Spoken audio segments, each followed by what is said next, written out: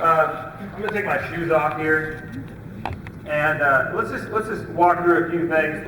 The most important thing is this really starts from your arches, and so in order to activate your arches, really, if you guys in your seat there just go a little weight bearing forward, that's going to activate your arches. You know, if you have shoes on, hopefully they're not the type that really put any kind of pressure on your arches. So, you know, when you go forward on your arches, all of a sudden something happens there. You'll feel them kind of activate, and when they activate, then you'll immediately feel the pressure in your quads. And once you get that stabilization feeling, immediately you then go into trunk rotation. And really, this is the last thing you're going to have to do in the sludge wand, because from the trunk rotation now, it's all right brain exercise. Everything else is just a reaction to that. So we've got our arches activated. We got the quads stabilized. Really, kind of a not as if you hear about how to hold a golf club. No, sludge wand is actually a very firm grip. So you've got a very firm, stable platform to work from here. And then the quads are stable. Then we go into trunk rotation. And once the trunk rotation happens, that's it. I mean, the exercise is pretty much over. It's all subconscious from here. And then you go into an extension. And once you go into extension, really it's a bounce back now. It's extension, flexion, torsion, contortion, whatever. And everything just comes forward. And then we really like to get in one every 3 seconds for a period of about 5 to 10 minutes. So that's just kind of that's it right there in the slide. I like it. I thought we're talking teens. That's the theme of the conference, and I thought they'd like to hear your story because everybody's heard history backgrounds. Yeah, I'd like to say this first of all. If I hadn't met Greg, if I hadn't been to TPI 5 years ago, I definitely wouldn't be standing here. I probably wouldn't be playing golf on tour. So you guys and this team means the world to me and my family, and it's really changed everything. And Greg's right. When I came to see him 5 years ago, and I had terrible back pain.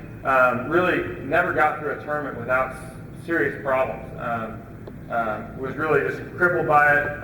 Had to withdraw from, it seemed like 1 out of every 3 or 4 tournaments I just had to pull out of. So we put together a team, and really when I first met Greg, the first thing we did was went to the 3D bay, and I'm like, I'm hitting it pretty good, and I said, so Greg, what do you think? And he's like, well, I got this swing where I'm standing up, extension, huge thrust, and I can hit the ball decently far, but not accurate. And I think I was the 157th in ball striking, and I didn't even know there was 157 guys on tour. So, I said, Greg, what do you think? And he said, well, I think you should stand about this much closer to the golf ball. And I'm like, okay. Where do we go from there? Not this one. So, and so really, that was kind of the beginning of me thinking Greg was crazy, and then a few months later, I'm like, maybe he's right, and we kind of developed a relationship from there. So I think something that we wanted to bring to your attention was that we built a team around Ben, and we've been talking about this for a long time. Ben's got how many members in your team? There's about 8. Not including me. So a lot of people are thinking 3 people. It's not just 3 people. There's this huge group effort to really try and take Ben to the next level. And we've got a medical team, Mark Wall and Brian Smith and Dale Richardson, the guys out on tour, and Troy Van Diesen, one of his medical guys in Dallas. So we've got people around him that are taking care of him around the clock, even when he's on the road or at home. From a manager standpoint, his manager, Tommy Limbaugh, one of the best in the business, who really helps manage the entire team, which I'd say is kind of cool. Facilitates the conversation that we all need to have. One of the things that I think happens a lot with players that have had pain, a lot of times is they have fear that they're going to go back to pain. And so if you've had pain before, you can feel it coming on. You're like, man, I just hit that shot. Oh no, I'm in trouble. It's going to go. So, that was a big deal for me. Was I sensed the pain coming on, and then all of a sudden it triggered, the emotional stress of oh my gosh, here it comes. I'm not going to be able to play golf. It's my livelihood, and now what do I do, and all that, whatever. That created a whole cycle in of itself, where it was just a vicious cycle, really. Versus just saying, hey, it's gonna be okay. I'm good, right? There's a big difference. It's a big difference, and so Greg and I talked a lot about that. I read a book, Healing Back Pain, by Dr. Sarno, just talking about the fact that your emotions can create pain, and there's a whole cycle there. And so that helped me just realize, you know what? When I start to feel that way, if I don't process it, and I don't think about the things that are going on in my life that stress me out, if I don't acknowledge those things, then it's going to cause me, physical pain. So we had Dr. Sarno meet with Ben, and then we have Lanny Batcham, your sports psychologist, who's been, maybe you want to say a couple things about Lanny. Yeah, Lanny was a rifle shooter. He went to the Olympics a number of years ago, and as a rifle shooter, and the great thing about rifle shooting is there's not a lot of variables. It's kind of like you sit there, and you pull the trigger, and really it's just about controlling your heart rate. So there's not a lot of variables, and he went to the Olympics and absolutely choked his brains out and thought, oh my gosh, like I need to do something about this. Went around to a lot of people who were mental coaches, didn't feel like he found a lot of help, and so he started just to kind of develop his own system. Needless to say, he went back to the Olympics 4 years later, won the gold medal, and had this mental program in place that propelled him to heights that he never thought he could reach. So that's who I work with, and he's kind of helped me do the same, is develop a system and a program that I run before, during, and after each shot that I hit. Yeah, I don't know if you saw when Ben won at the Farmers at Torrey Pines this year, but he didn't know he won, and that really was some of the work from Lanny. It just didn't matter about the score, didn't matter what's happening, just processing. We're all about the process and not the result. If we let the result pull us, then the emotions during a round of golf go so high and so low, and to really have control of our mental game, where we predetermine the way that we're going to think on the golf course before we get out there.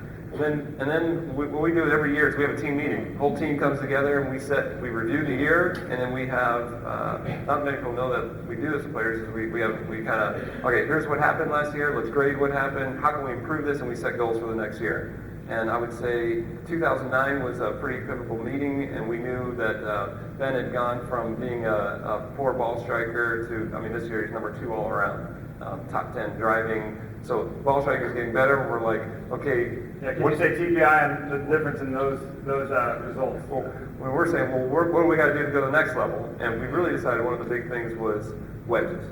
If we could get, this is one of the best putters in the world, if not the best putter in the world. If we could just get him closer, it's a robot. You can just put it in the hole. And that's where my game was. Is that all of a sudden, 4 years ago I was a terrible ball striker, but an excellent putter. My putter was really carrying me to all of a sudden. Now I'm hitting the ball really well and putting okay, but it was like all of a sudden everything became really clear that when I'd get around the hole, all of a sudden I wasn't hitting my pitches and my chips solid. It was like I couldn't get consistent contact. If you can't get consistent contact, you have no feel, because you don't know if you're going to hit it this way or that way, a little thin, or you really don't know. And so it was like, okay, look, we've got a problem. We need to, and all of a sudden I started getting a little nervous hitting wedge shots and stuff. And so we were like, okay, we gotta find someone to help us. And I want to say something real quick. Because a lot of coaches, a lot of times you think that you need to coach everything. But if you don't feel comfortable coaching an aspect of the game, don't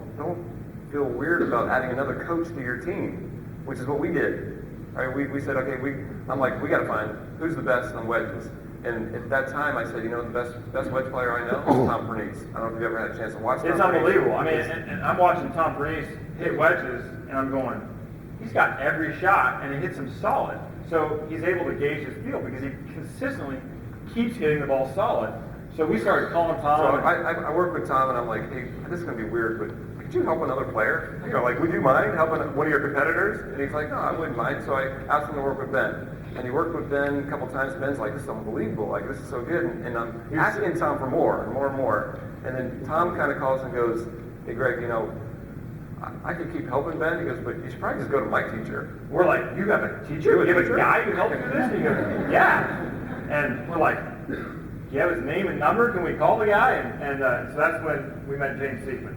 So what we thought would be kind of cool is maybe we could show you what one of the biggest pieces that got Ben to the level he's at right now, our newest team member, James Sieckman. Help me give a round of applause to James Sieckman.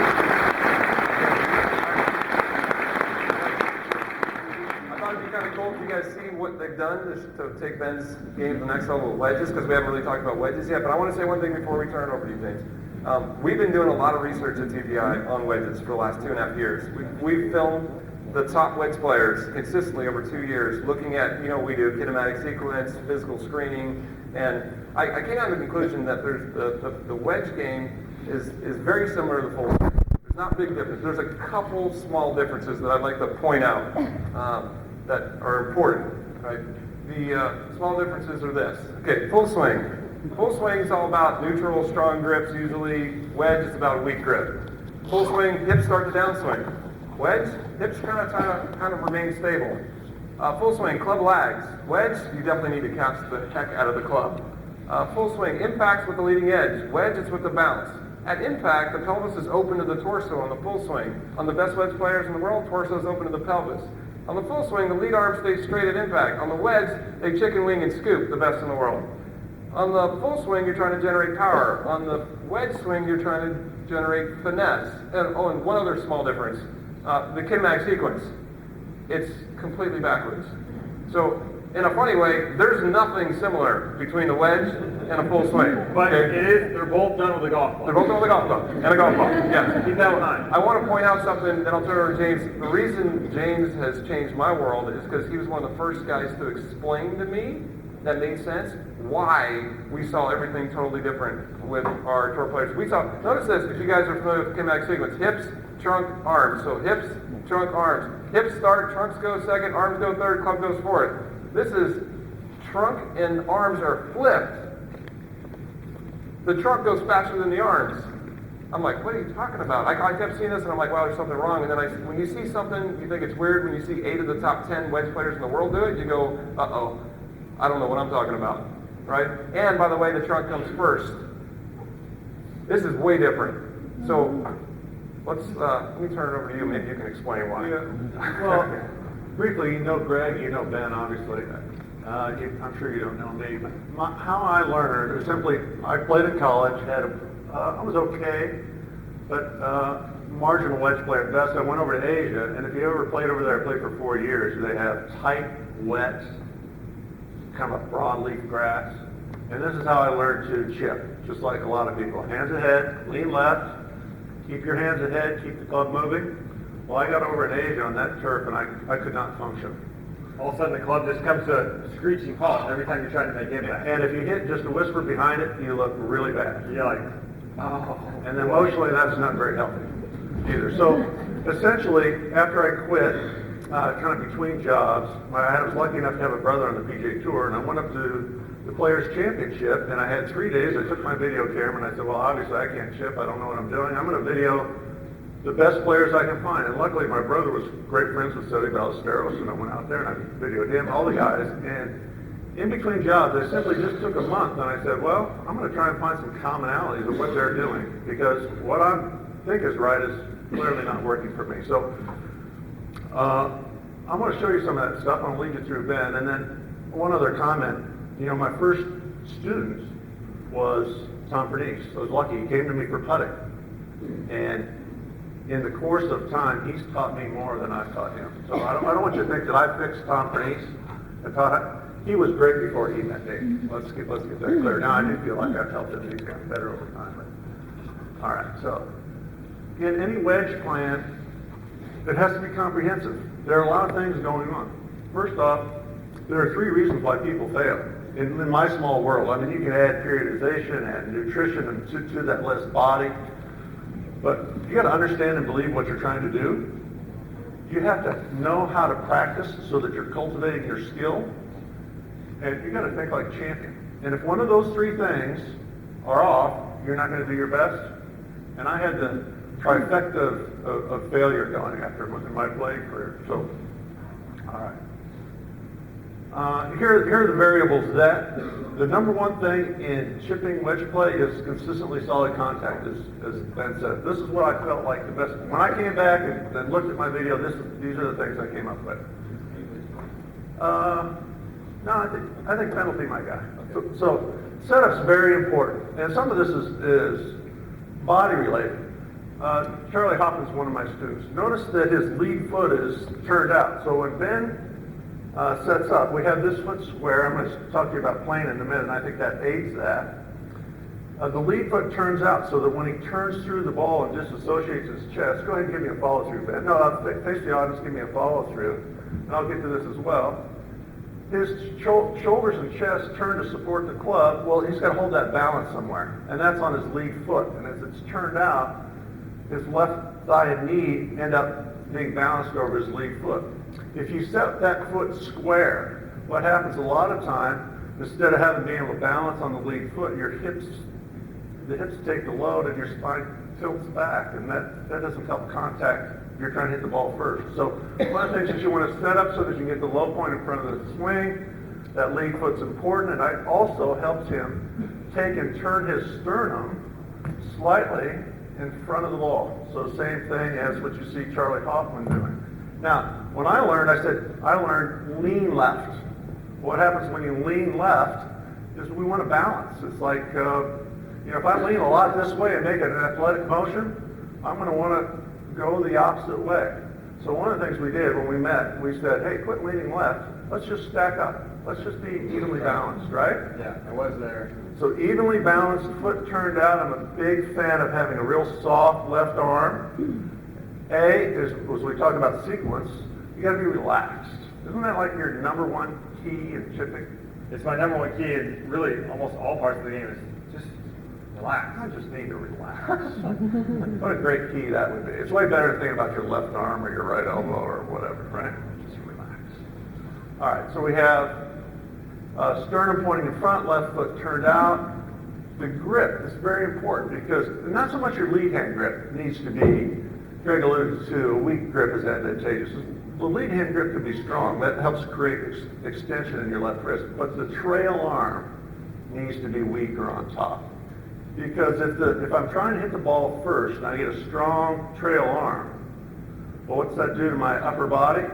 I mean, I'm not set up to hit the ball first now. Now that closes my shoulder, which helps screws up the plane, which we're going to get to next. So, set up with the low point in front, narrow stance. Why narrow? Because it's weaker than, weakest stance in golf would be this, right? So I'm a big fan of a weak stance. Okay. Unfortunately, golf's not always simple. You have to be able to adjust your stance for conditions. You have uphill lies, downhill lies. You have to control the trajectory of your club. So first time at the Madison Club we met, I said, okay, hit me a low shot. What did you do? Well, he's got the ball back, he's got the shaft leaning. One thing I like about this is he's just kept his hands in the middle of his body. You ever see a player that's trying to hit a chip and run and they got their hands way out there in front? They're just ruining the way the club's designed. I always say, hey, what, don't you think Bob Bokey knows how to make a wedge? Get your hands back there in the middle of your body. Okay?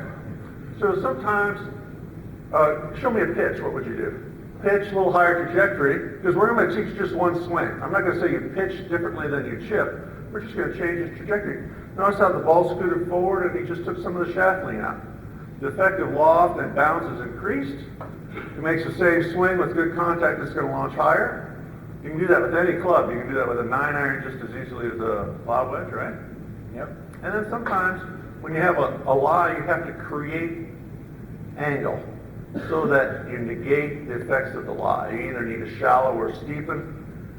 Very important that you understand every scenario and what to do, right? Yep. Because one thing you can't have in golf is doubt. And one of the biggest things for that was, for me, was every time I got on a downhill lie, I'd always hit behind it. I never understood that. Yeah. And so one of the things downhill ride, real quick, because we want to save time at the end for you to use Ben as a resource, because we're all on the same side of the equation. It's all about the player. What can we do for them? But he's lived the other side, so if we can manage it, we'll save some time for questions. Then downslope, widen out, slide some pressure from your left thigh. I like to turn that toe way out, slide the pressure, left knee, handle work forward. But if the left knee and handle work forward, the club's going to want to work up. Why don't you hit me a downhill slope to the gentleman in the 8th row on the left drinking the water. Get ready. Right there. Right there. So he's creating a little angle. Why angle off a hard... Oh, perfect. One of the reasons why you want to create angle like it's a downslope, because on firm turf, if you don't have a little angle, you're going to hit behind it, you're going to bounce too much, right? So downhill live, brick hard turf, same adjustment. That's why I need to pull that off. All right. Probably the master variable is swinging on plane. And here's a picture of Tom Pernice swinging on plane at Castle Pines. A couple of things. Why do you swing on plane? Because it's the most important factor, maybe other than setup, as far as getting the correct angle of attack, which leads to the right type of contact. Not only that, when you swing off plane, it's very easy to hit it on the toe or the heel. When I first came to Sieg, there was a reason why I wasn't hitting the ball solid, and one of them was I was off plane. When I first would take the club back, the club head would come under and my hands would go out, kind of like this. Well, look what that does to your wrist. And all of a sudden, the only way now to hit it solid is to drive the lower body. And now I've got the leading edge exposed, and that's why I was good at hitting the low ones, but yes, when you get the ball up in the air, it got a little scary. Or tight line. So one of the things I always ask people when I first see them is, okay, what shot scares you? Because if I know what one you're afraid of, then I know exactly what's going on in your swing. So one of the things that I want to go through also face angle. So if I was looking at Tom Pernice here, one of the things you'll notice is that the face is rotating open. He's got extension in his lead wrist. Well, I call it dorsiflexion, but that's wrong. I guess extension this way. Cup. It naturally sits there with a soft left arm and address. He simply is maintaining what he has, and the face rotates open. If the face is open, to be able to hit the ball down the line, you got to go ahead and let the head of the club pass or go.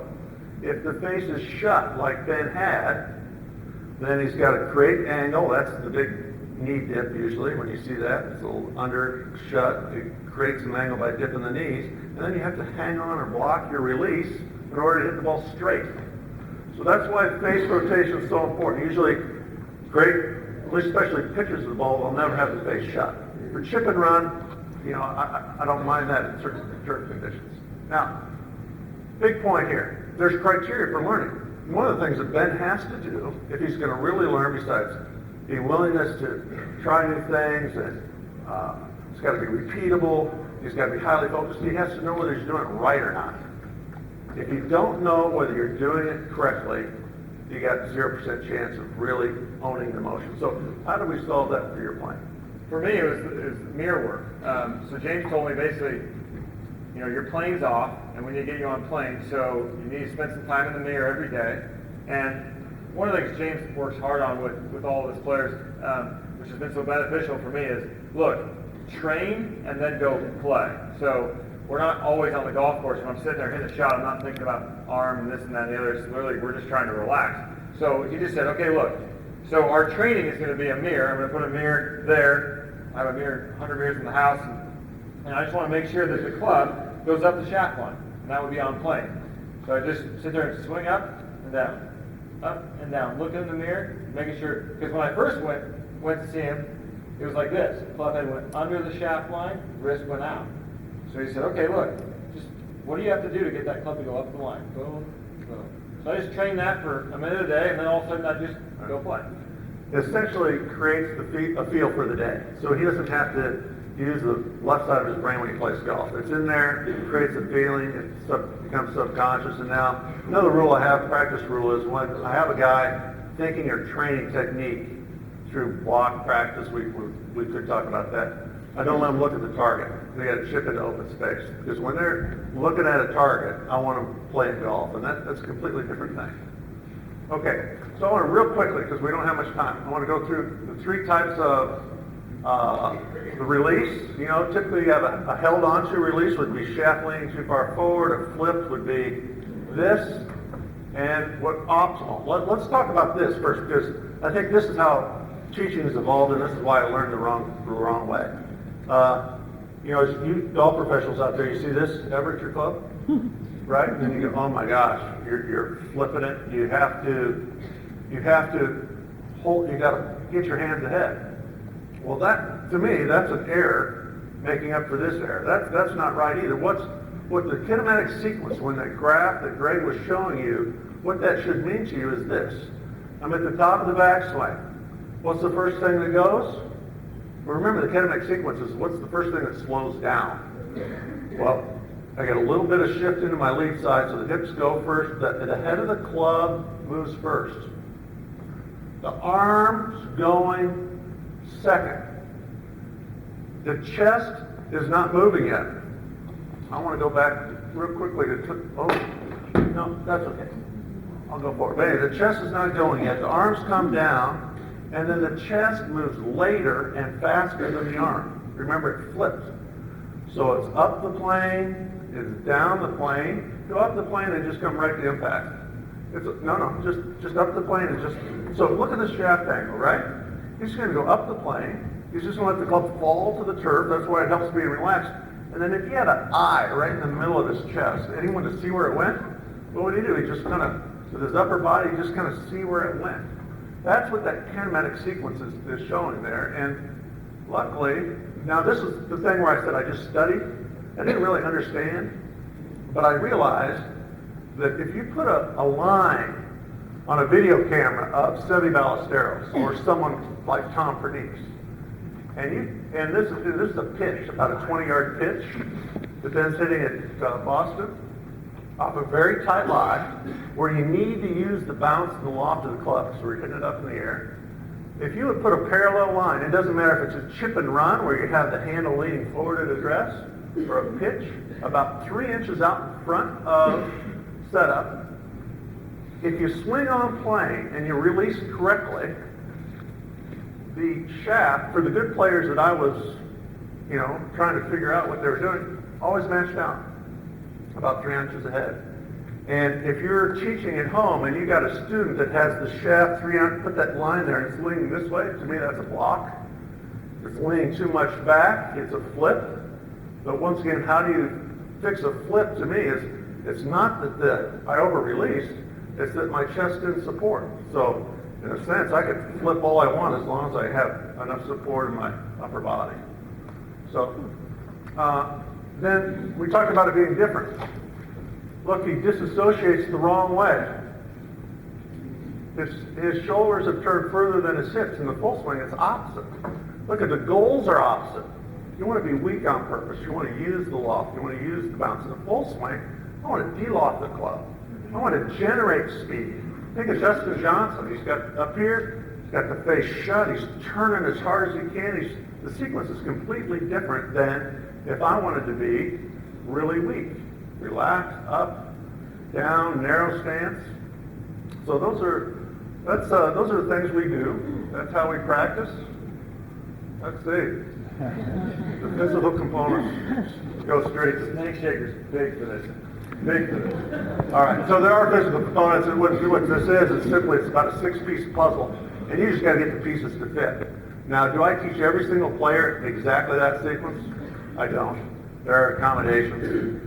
Charlie Hoffman, I actually teach him a little different sequence, and there are 4 sequences that you see in the short game. And my contention is, if you're talented, you can make them all work. But if you want to be the very best in the world, I think one is optimal. That's what I would suggest to you. So there's definitely a lead rest extension. You create that in address, you have to maintain it. If you have arm problems, that's an issue. Tim Clark. Real quick, you can You can take your hand and just check your extension by taking a 6-iron. You have to use a Titleist 6-iron, no other 6-iron works. And you can take your arm out here and you can see that usually you should be able to get about 60 degrees, because that's the lining of a 6-iron. You can also test flexion that way. This isn't a 6-iron, but the 6-iron will show you if they're limited or not, okay, with extension. So if I would go back to forearm rotation, travel arm, external rotation. If you look at Tom Pernice's backswing there, as he's going up the plane, his backswing, he's got very little chest movement. He's taking it back, his chest is a little open addressed. It's moved just a little bit, not very much. One of the things that aids is my chest is pointing here and I'm swinging the club back. The lead arm has to rotate. The trail arm has to be active external rotation of the arm. In the golf swing, if you have width, you turn and your arm stays straight, there's a lot less external rotation of the trail arm. So the club face rotates more in the short game than the full swing, and part of that is because there's a lot less movement here in the takeaway. Does the takeaway begin with the right right side or the left side? Left hand, right hand? left My hand? preference would be left. If I'm going to teach somebody to take it back properly, I go left arm only. The question was, does the takeaway begin with the left side or the right side? And we do more drills with the left hand only. So I'm gonna Yeah, exactly right. Because if you teach somebody left arm only, they won't do this. Yeah, the club you won't go in here. You'll lift the club up the plane. And just so you know, if you want to know how to test it real quick, take your arms just like this, take your elbows this way. You want to check forearm rotation, you can check supination this way, supination because you're holding a cup of soup, that's supination. This is pronation, right? You should have 80 degrees. Okay, so what? Everybody try. Do you have at least 80? Like you said, Tim Clark, some of the players, when Luke Donald had his wrist surgery earlier, he was limited here, it's getting better. It's something you can check real quick. Now watch. So you're supposed to have 80 degrees. Am I a freak of nature? That's your shoulder. That's why you do it here. Okay. Any of you would be a freak if you hold your arm out here. So make sure you put your elbows by your sides and you can check both sides. Okay.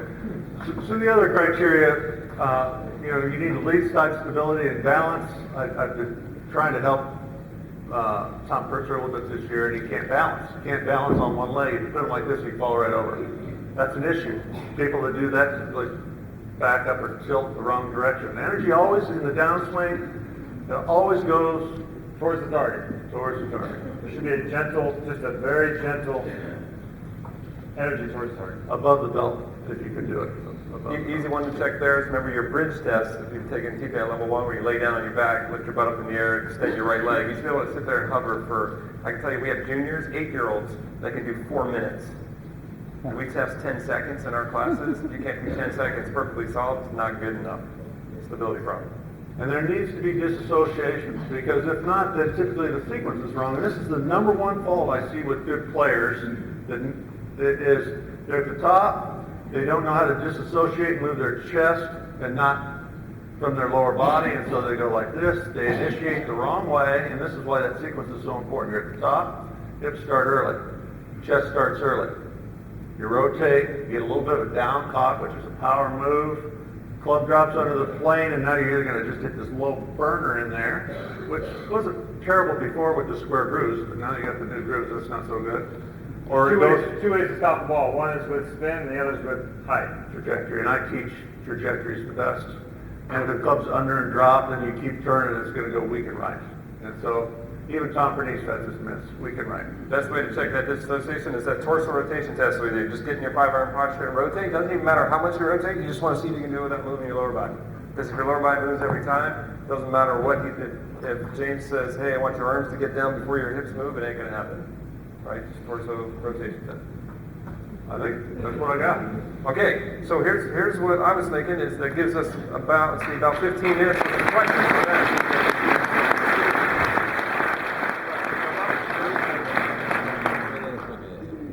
What changes do you make for the sand? For the sand. What changes for the sand? For the bunker? Actually, I think I took it. Okay, so one of the things, athletically, you want to activate the loft and the bounce. What do we do when we want to trip high? Show me a high shot. The higher that you Front want side view, yeah. this is right. Yeah. The higher you want to hit it, the lower the handle goes. The lower I want to hit it, the higher the handle goes. So if I want to hit it high, which in the bunker, I'm almost always, my bunker shots, wider stance, handles down, because I'm trying to get the ball up. And then also, when the handle's down here, I expose more of the bounce. Right. The other thing we And do. bounce is your friend in the bunker. Bounce is your friend. Almost everywhere. Almost everywhere. One of the things we do is the lead foot's turned out in the chipping, in the bunker, the right foot's turned out. Why? Because we're trying to limit rotation. When the left foot's turned out that way, when the right foot's turned out that way, it's harder to turn my hips. So I'm trying to get the club to pass my body so the club releases. So I always tell people to stand like a bear. A bear prints in the woods are turned this way. So you stand like a bear, you sit, activate, let that Really, club. I put that right here. It's almost like we talk about a hook, or I can't rotate out of that. The hook would be, go ahead one more time. It's like I hooked the club right here. I said, okay. Well, that's the roll of the feet. Make it harder to rotate. Anyway. Anyone else? Okay, next question. You got one. Yeah, come on. Thank you for all the great information. I'm from the Midwest, and we primarily play on bent grass and or zoysia, not much Bermuda. And I have a lot of male players that are in high school that they travel south, and then they're on Bermuda grass, Bermuda greens, and then they come back, and I had a terrible round. Yeah. They have one practice round, and so what advice would you give them to get ready for that tournament? They've got one day. I think you can experience grain even if you're on a bent golf course. If you get onto a slight upslope, you still get a little bit of the grain, the grass coming down the hill a little bit. And there's two different shots. I mean, if I'm down grain versus into the grain, I'm going to play the shot differently. Right. The other thing about Bermuda that is so difficult for most players, especially from the north, is that the lie that's sitting down, all the way down, that's not so bad. I know what to do. The one that's sitting on top, shallow on my plane, they had a little hook. I know what to do. That's okay. It's the one that's in the middle that's hard. It's like you don't know if you're going to fluff it. You don't know if it's going to come out. I have found Tom Bernice with the Masters used to shot a little cotton pop shot where we create angle in the backswing into the setup in that halfway shot, and then just release the snot out of it. And the one thing about that, there's so much speed at the bottom, and he has enough angle that what's primary? Contact. He knows the contact he's going to get. And if he can get contact, then he can figure out the touch. Are you talking more about grain on tight shots, or are you talking more about rough shots? It's more around the green shots, wedges. That exactly, fluffy versus that middle. Judging your lie is, well, if I went back, can't go back. That's okay. We can go back one slide, the very last slide. One of the things you have to do to be a great, I kind of switched over because I wanted then to be able to answer one more. Go up there. I got it. Right there. These are the assessments. You do your physical screen, you understand, you have to see if they can have consistent contact, they need to be able to control their trajectory, you got to be able to visualize, see their shot, they got to be able to adapt the angle for slope and line. The thing that Ben concentrates on now that he's got the mechanics and stuff is just matching energy to the loft of the shot he picks. Okay? Well, you have to be able to assess your lie, and that's experience. Your college kid, quite honestly, he's just not ready to play good yet because he's from the north. He needs to get out there and he needs to play terms in the south and figure it out, essentially. Because in the north, he looks at his lie and he knows what's going to happen. He goes to the south, he looks at his lie and goes, I got no clue. And that's why it usually takes 5 or 6 years of playing. Well, actually, I think the 4th year for a tour player is as good as the best. It takes them 3 years to kind of figure it out. You guys can make it. Come on, quick. I'm just kidding. I'll get you guys. I saw Rick's first. Does the technique still apply, do you find, with, let's say, longer chips that you're going to find closer to the green? So stuff with less bounce, 8 iron, 7 iron, 9 iron even. Are you still playing it in the same technique, or are you finding yourself in a more traditional manner? We play everything pretty much the same technique. We might move the ball position around slightly or shuffling, but it's pretty much the same technique. Exactly. You learn one swing and you set up a little differently, essentially. Now, I will say this, real quick by time. There is a transition. When do you go from finesse to power?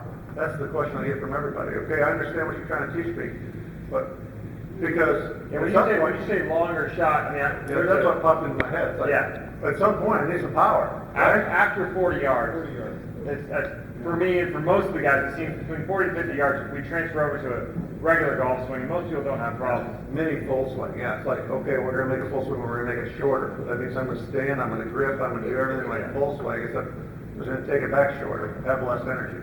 So at some point, if you remember, we're trying to be weak on purpose. At some point, being weak is not advantageous anymore. Is that your phone number, that 40 yards? You're kind of stuck right there. Is it judgment call? Yeah, it just depends where the pin is. If I'm trying to bring it in low, high. I mean, if I get to 50 yards and I need a finesse shot where the pin's up front, I need some height, then I'll use my pitching. I'll use this technique to make sure that I expose the bounce, I get the ball up. But if it's a back pin, there's no shot. Chuck and then Thanks for being here. Well, thank you. Well, man, this is great. One thing I noticed with Tom Pernice and then also been there a little bit, when they're setting up, their hands are pretty low, and the toe of the club gets off the ground just ever so slightly. And so when you're measuring playing, since you're not going to have enough speed to get the droop to level of, bring the Right, shaft up right. to sole the thing at all, wouldn't you want the club to be sold at impact and then start measuring plane as opposed to being set in a traditional address position? Well, a couple of things. First off, anytime you lower the hands, you have to open the handle, or you open the face, so that the club sits a little bit more open and it's rounded at the bottom. It sits better. And it naturally does it. As I just sit here and back away, the club, naturally opens. And the next issue, and I just did this with TPI level 3 deal, people fit wedges for full swing. I think that's wrong. Just because I'm 1 degree upright with my 6-iron doesn't mean I should be 1 degree upright with my wedge. Quite honestly, my sand wedge and my lob wedge, I hardly ever hit full. And so I'm 1 degree up in every club except my sand wedge and lob wedge, I'm 1 degree flat. Because that's what I'm using them for. They just think, well, it's the same across. It doesn't have to be. I think that's the big deal. Like, I don't think people fit well for wedges. Chuck always beats me to it, to the question, so he and I are going to talk about that. But my question, I think, was answered slightly a minute ago about when does the kinematic sequence transfer from that wacky one that we see with the pitches and We already answered that. But my second part of my question is, how do you train it differently? Because all of my training that I do, I train to try to get that, the kinematic sequence correct, and how you train differently with the physical side. Let's point out the obvious that there are multiple examples all over tour of players that are great with short irons and not so great with big clubs. It's hard to be dominant driver, iron, and distance wedge player because of this, because they're different motor programs. If you watch Dick Schmidt talking about motor skills, I'm convinced they're a total different motor program. So, one of the things that we talked about a lot, I'm like, when we were talking with Ben, I was like, I truly believe there's 4. There's putting, there's driver, there's irons, and there's wedges. I'm like, he wants 4 swings? And what did you say? Yes, absolutely. So he has 4 swings. And we do train him differently. Yeah. So Ben, how do you manage and practice the distance control? Good question. Practice. You should have over how you practice all your wedges. Yeah, so what we do is we do cones at 10-yard increments, starting at 30 or 40 yards, and we go 10-yard increments. And what's good about that is we go all the way up to 100 yards, and we practice that transition point where, am I going to hit a pitching shot here, or am I going to hit a normal swing shot? So we go through that area, which that's an area where actually I needed some improvement this year, so we've been focusing on that this off season. But for the most part, it's up and back of cones. My caddy will say, okay, 2 yards short of that cone, low shot, so we just try to make it as random as possible so it simulates the golf course. What about 21? How about your game? Yeah, so, and then we play a game called 21, which is the best scramblers on tour is roughly finished around 66% of getting the ball up and in. So we figure if we have 9 balls around the green, anywhere from 10 to, we go as far out as 70 yards, and the goal is to get 6 balls up and down out of those 9 balls, and that would be 21. With no down and force. Well, yeah, And believe me, they're hard shots. yeah. So we try to make it as difficult as we can to score 21 and 21 or better, and then we keep track around the golf course as well. And I actually had a 17 and an 18 this year, which is That's unbelievable. Yeah. which is actually instead of getting up and down, I had one time where I pulled a shot, to score, and I got the rest of them up and down. So that's when you're maximizing your scoring potential. I want to add into that, the key to that is the randomness of the shots, because he's having to fully process every shot. Lie, grain, I got to judge the lie. How's it going to come out? What club am I going to use? Where am I going to land it?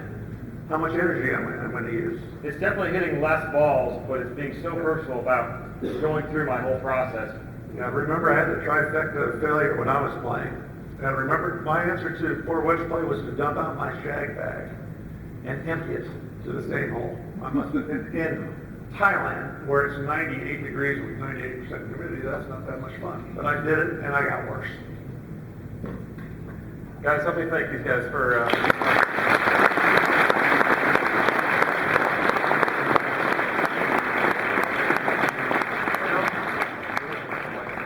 Don't go anywhere.